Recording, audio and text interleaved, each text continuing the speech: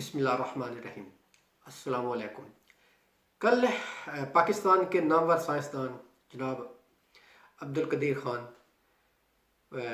دنیا سے رحلت فرما گئے اور کل ان کو پاکستان میں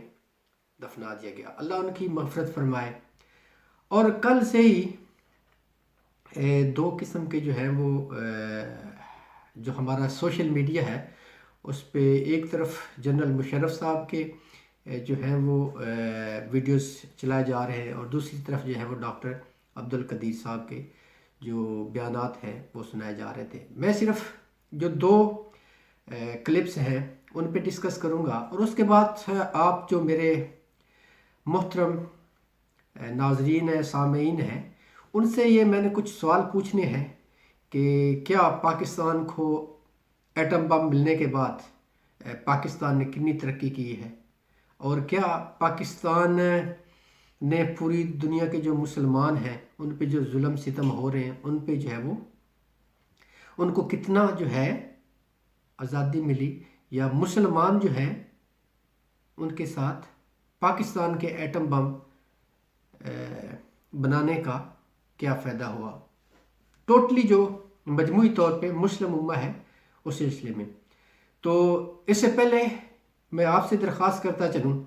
کہ میری بات سے آپ اتفاق کر بھی سکتے ہو اور اتفاق نہیں بھی کر سکتے، کیونکہ آپ کی رائے ہے، میری رائے اپنی ہے، آپ کی رائے اپنی ہو سکتی ہے۔ تو آپ نے جو گالم گلوچ کرنا ہے اس سے گریز کیجیے گا۔ اب جو ایک طرف ہے وہ مسلم دنیا کے واحد سائنسدان جنہوں نے پوری مسلم امہ کا جو ہے وہ سر بلند کیا ایٹم بم بنا کے پاکستان میں، اور دوسری طرف جو ہے وہ دنیا کی بہترین یا ٹاپ 1 جو آرمی ہے اس کے سابقہ سربراہ ہیں جن کا نام ہے جنرل مشرف پرویز صاحب۔ جنرل مشرف صاحب جو ہیں وہ ایک شاید کامران کو انٹرویو دے رہا ہے، ایک اور بھی ایک جگہ پہ وہ کسی اینکر کو انٹرویو دے رہا ہے، لیکن اس میں جو ہے وہ مشرف پرویز صاحب جو ہیں وہ ڈاکٹر قدیر کو جو ہے وہ چور کہہ رہے ہیں، غدار کہہ رہے ہیں اور جھوٹا کہہ رہے ہیں اور پتہ نہیں کیا کیا ڈاکٹر عبدالقدیر کے خلاف وہ باتیں کر رہے ہیں۔ اور جب دوسری طرف جو ہے وہ ایک اوریا مقبول جان جو پاکستان کی جو ہے بڑی نامور صحافتی شخصیت ہے، ان کے پروگرام میں ڈاکٹر عبدالقدیر صاحب جو ہے وہ فرما رہے ہیں کہ غوری کا ٹیسٹ کرنا تھا، مشرف جو تھا وہ منگلا کا کور کمانڈر تھا، تو جہاں پہ وہ انہوں نے وہ ٹیسٹ کرنا تھا وہاں پہ وہ ایریا جو ٹیلا جوگیاں ہیں وہ منگلا کے ایریا میں آتا تھا، تو میں نے مشرف کو بلایا تو مشرف صبح جو ہے وہ آیا، اور جب وہ آیا تو اس کے منہ سے بدبو آ رہی تھی، تو میں نے کہا یہ کیا بغیرتی ہے، آج کے دن تو یہ کر کے نہ آتا، اور اس کے آگے جو ہے وہ زانی شرابی اس کو بول رہا ہے۔ تو یہ دونوں جو ہیں وہ ایک دوسرے پہ جو ہے وہ الزام تراشی کر رہے ہیں۔ تو جہاں تک میری ناقص رائے ہے اس میں ایک بات جو ہے کہ اگر دو شخصیات کے درمیان جو ہے وہ لڑائی جھگڑا ہو جائے، کنفلکٹ ہو جائے، تو ان میں ایک سچا ہو سکتا ہے، ایک جھوٹا ہو سکتا ہے، ایک حق پہ ہو سکتا ہے اور ایک باطل پہ ہو سکتا ہے، دونوں جھوٹے ہو سکتے ہیں، دونوں باطل پہ ہو سکتے ہیں۔ یہ کبھی بھی نہیں ہو سکتا کہ دونوں سچے ہوں اور دونوں حق پہ ہوں، کیونکہ یہ جو قدرت کا نظام ہے وہ ایسا ہے ہی نہیں۔ اگر دونوں حق پہ ہیں تو وہ ایک دوسرے کو گالم گلوچ کرنے کا یا زانی کہنے کا یا شرابی کہنے کا یا دوسرے کو جھوٹا، چور اور غدار کہنے کا یہ کوئی تک بنتی نہیں ہے۔ یہ میری اپنی رائے ہے۔ اب آپ اس کے بارے میں کیا بولتے ہیں کہ کون سچا ہے کون جھوٹا؟ ان دونوں شخصیات کو پتہ ہے کہ کون سچ پہ ہے کون حق پہ ہے، کون جھوٹ بول رہا ہے کون جھوٹ نہیں بول رہا۔ یہ تو یہاں پہ نہیں پتہ چلے گا تو آگے تو جو ہے وہ سارا جو ہے وہ چٹا کھٹا جو ہے وہ صاف ہو جانا ہے، وہاں سب کو پتہ لگ جائے گا، اور اس انسان کو جو آپس میں کنفلکٹ ہے یا لڑائی جھگڑا کر رہے ہیں ان دونوں کو پتہ ہے کہ وہ کون سچا ہے کون جھوٹا ہے، لیکن وہ اپنی جھوٹی انا کے لیے ایک دوسرے کے جو ہے وہ الزام تراشی کر رہے ہیں اور ایک دوسرے پہ بہتان باندھ رہے ہیں۔ اب ہم دونوں کے خلاف جو ہے وہ کوئی ایسی بات نہیں کر سکتے کہ اگر ڈاکٹر عبد القدیر صاحب کے خلاف کوئی بات کرتے ہیں تو پھر بھی ہم غدار، منافق، کمینے، پتہ نہیں کیا کیا جو ہے وہ القاب دیے جائیں گے، اور دوسری طرف جو دنیا کی بہترین فوج کے جو جرنیل ہیں ان کے بارے میں کوئی اگر منہ سے گستاخی نکل گئی تو شاید جو وہاں پہ بھی ہم پہ غداری کا پتہ نہیں کون سا جو ہے وہ ایسے الفاظ جو ہیں وہ ہمیں سننے پڑے۔ تو ہم ایک کمپیریزن کر رہے ہیں کہ ان دونوں میں کون جو ہے وہ سچ بول رہا ہے اور کون سچ نہیں بول رہا، لیکن جیسا کہ میں نے پہلے کہہ دیا ہے کہ دونوں جو ہے ایک دوسرے پہ الزام لگا رہے ہیں، تو سچا میرے خیال میں دونوں میں کوئی نہیں ہے۔ اب یہ تو پوری دنیا میں جو ہے کہ ڈاکٹر عبد القدیر خان صاحب نے جو ہے وہ ایٹم بم بنایا۔ ایٹم بم تو اللہ تعالیٰ نے بنایا ہوا ہے بھائی صاحب، اس میں تو اس کا کوئی کردار نہیں، اس نے تھوڑا بہت جو ہے وہ ادھر ادھر سے ڈھونڈ کے اگر اس کا کچھ کام ہے تو کیا ہے۔ دوسری بات کہ جہاں تک اگر آپ کو تھوڑا بہت نالج ہو یا تھوڑا بہت آپ ہسٹری سے تعلق رکھتے ہوں تو ایک میں آپ سے بات شیئر کرتا ہوں، شاید آپ کو کچھ جو ہے وہ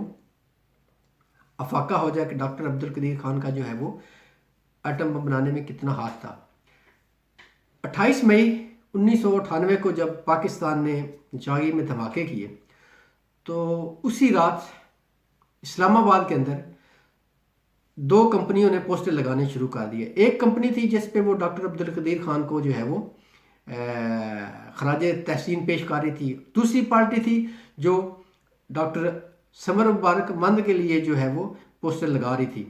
اب دونوں کے جو ایجنڈا تھا وہ پتہ نہیں کیا تھا کیا نہیں تھا، لیکن وہ ایک طرف جو تھی وہ پارٹی جو لگاتی تھی تو پیچھے کچھ لوگ آتے تھے وہ ان کے جو بینر وغیرہ اتار لیتے،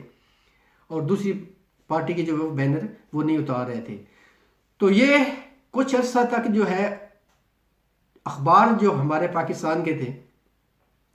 مئی کے مہینے میں، اور پھر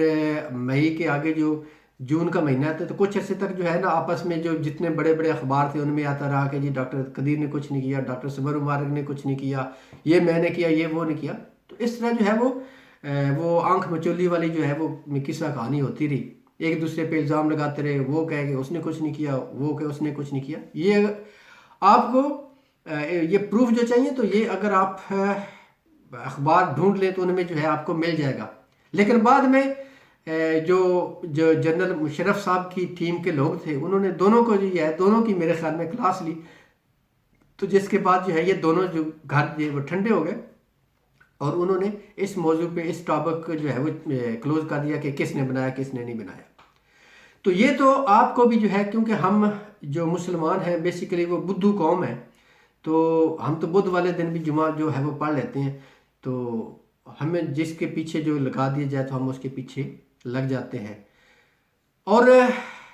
جو میں نے کہا تھا کہ میرے سوال ہے وہ کہ ہم نے پاکستان نے ایٹم بم بنا کے تو پوری دنیا کے جو ہے وہ مسلمان ہیں ان کو کہاں آزادی دلوائی ہے اس ایٹم بم کی بنیاد پہ۔ ہاں یہ آپ کہیں گے کہ جی وہ اگر ایٹم بم بناتا تو انڈیا ہمیں کھا پی جاتا، بھائی 71 میں تو پہلے ہی ہم جو ہے وہ ہم ادھر آ گئے تو وہ ادھر چلے گئے، ٹھیک ہے۔ اس کے بعد 1999 میں جب مشرف صاحب نے جو ہے وہ انڈیا پہ اٹیک کیا تھا تو اس وقت جو سیناریو تھا وہ کیا ہوا تھا،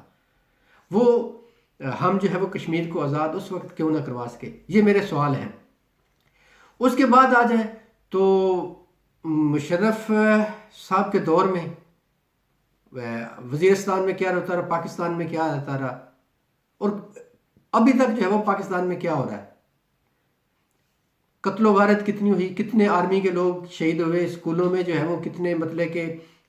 بچے شہید ہوئے، پولیس والے کتنے شہید ہوئے، مسلمان کتنے شہید ہوئے، ٹھیک ہے۔ یہاں پہ میں ایک اور بات کا اضافہ کرتا چلوں کہ دنیا میں جو ٹیررسٹ کی جو ایک ٹرم یوز ہوتی ہے تو وہ صرف اور صرف جو ہے وہ اس کا جو مین گڑھ ہے وہ پاکستان کو جو ہے وہ کنسیڈر کیا جاتا ہے. جہاں سے آپ دنیا میں جہاں بھی جائیں تو اگر آپ کا پاکستانی کا نام آئے گا تو آپ کو جناب وہ سائڈ پہ کھڑے کر دیں گے کہ یہ ٹیررسٹ ہے. ٹھیک ہے. تو یہ ہم نے کیا کمایا کیا ہے یہ ایٹم بم بنا کے؟ غربت کو ہم نے کنٹرول کر لیا، یا ہم نے فلسطین کو آزاد کروا لیا. ہم یہ تھوڑے سے مطلب کہ عرصے میں کتنے کتنے جو ہیں وہ یمن ہے اس میں کیا ہو رہا ہے، لیبیا سیریا یہ والے جو ہے عراق اس میں کیا ہوا. ٹھیک ہے. تو ہم نے اس سے حاصل کیا اور کیا ایٹم بم بنا کے ہم جو ہے وہ باقی دنیا کی جو ہے صف میں کھڑے ہو گئے؟ کیا ہمارا جو کیلیبر ہے وہ ان کے برابر ہے؟ جیسے سپوز برطانیہ ہے ایٹمی طاقت ہے، فرانس ہے ایٹمی طاقت ہے، امریکہ ایٹمی طاقت ہے، رشیا ہے، چائنا ہے، یہ ایٹمی طاقتیں ہیں. لیکن وہ ایٹم کے ساتھ ساتھ باقی جو ان کے جو فیلڈز ہیں ان میں کس نیج پہ ہیں، وہ کہاں پہ کھڑے ہوئے ہیں؟ تو ہم کس جگہ پہ کھڑے ہوئے ہیں؟ ہم تو اپنے اوپر سے جو ہے وہ ایک ٹیررسٹ کا جو لیبل ہے وہ بھی اپنے آپ سے جو اسلامی ٹیررسٹ ہے اس کا لیبل بھی نہیں ہٹوا سکے. تو اس طرح یہ تو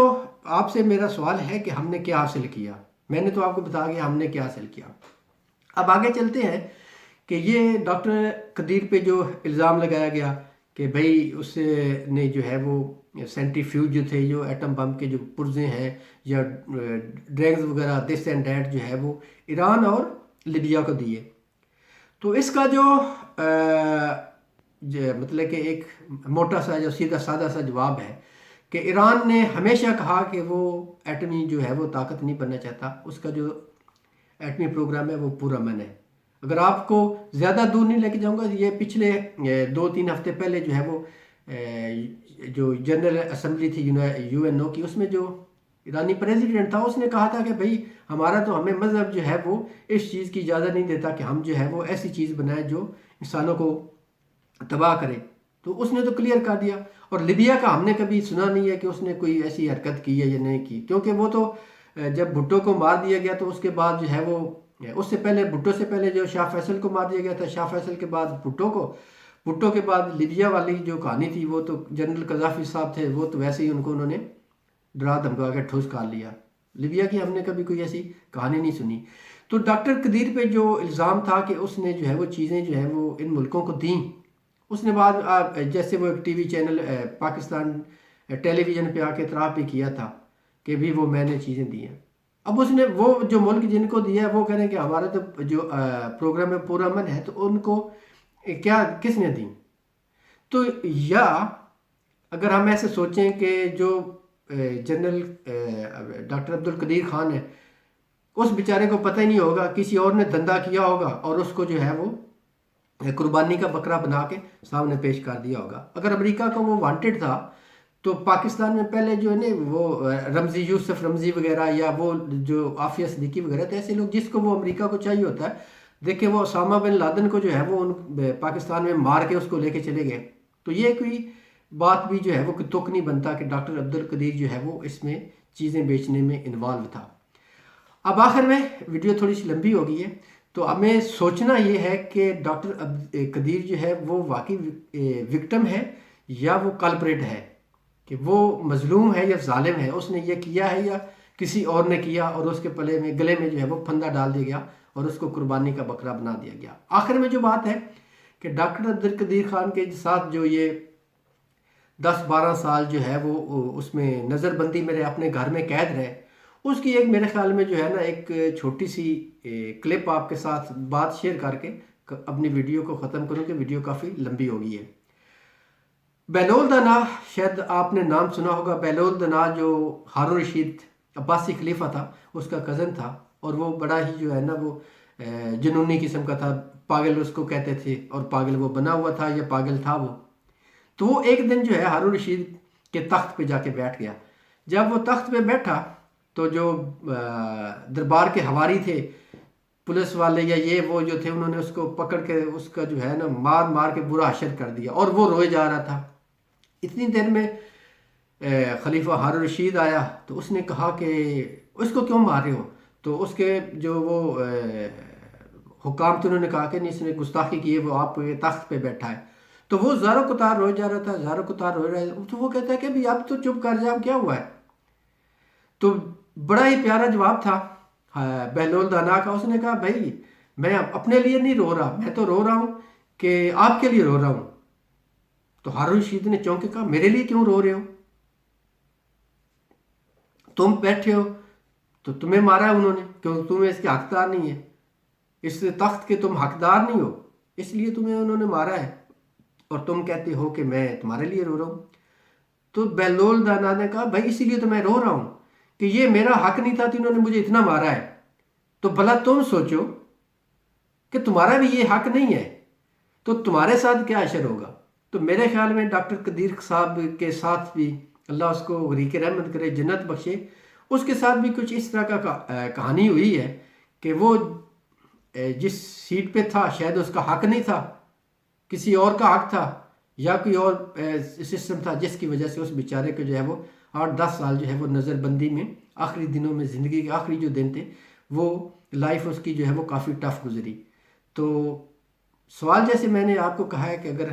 پیار سے کمنٹس کر دیں گے تو بہت شکریہ ہوگا. ٹھیک ہے، تو یہاں پہ ہم اگلی ویڈیو میں آپ سے کسی اور موضوع پہ بات کریں گے. تب تک آپ سے اجازت چاہتے ہیں. اللہ حافظ.